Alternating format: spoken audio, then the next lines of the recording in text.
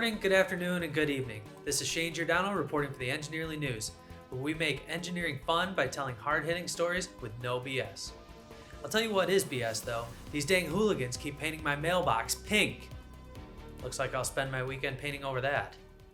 Luckily, Nick and I have recently interviewed Chris Buyle about all things paint and coatings. Let's air that now. All right, we're here today on the Engi-Nearly News with Chris Buyle, a coatings inspector. First of all, Chris, welcome. Thank you. Glad to be here. So Chris, what are coatings? I mean, I always just called it paint. Why do we need the fancy terminology?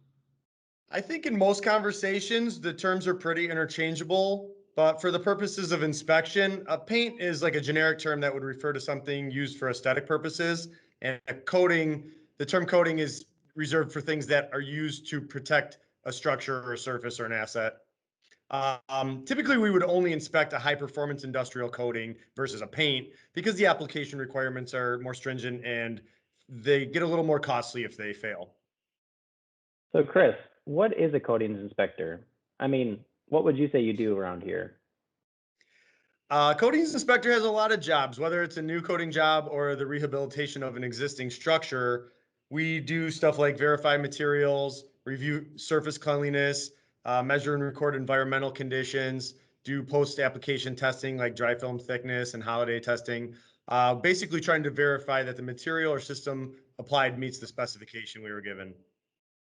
So Chris, I mean, that all makes sense. It seems very thorough, but more importantly, I think the question we're all asking ourselves is it true that you expect your clients to pay you to watch paint dry? I mean, that seems preposterous. Yeah, we get that a lot, actually. The short answer is no, that would be ridiculous.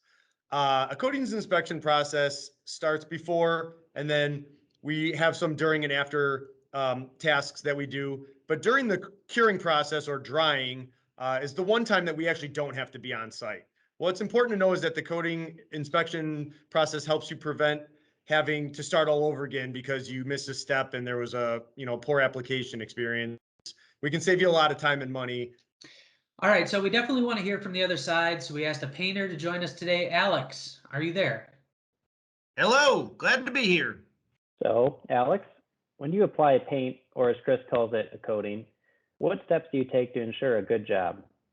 Well, it's a no-brainer. I slap it on the wall, you can't mess it up too bad. Any thoughts on that, Chris?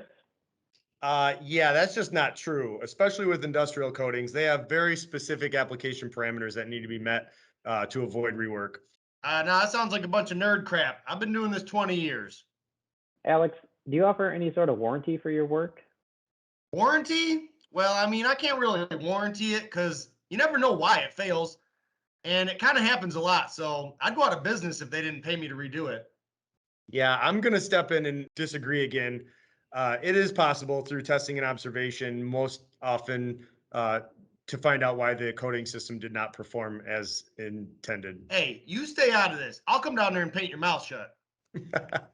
Well, from what I've heard so far, you probably wouldn't know which end of the brush to use. Hey, I'll come down there and kick your... And okay, guys, that's all the time we have today. Join us for our next edition of the Engi-Nearly News, which we promise will be well done. Okay, this isn't funny anymore. Make sure to join us next week when Nick and I learn all about welding with Sean Johnson.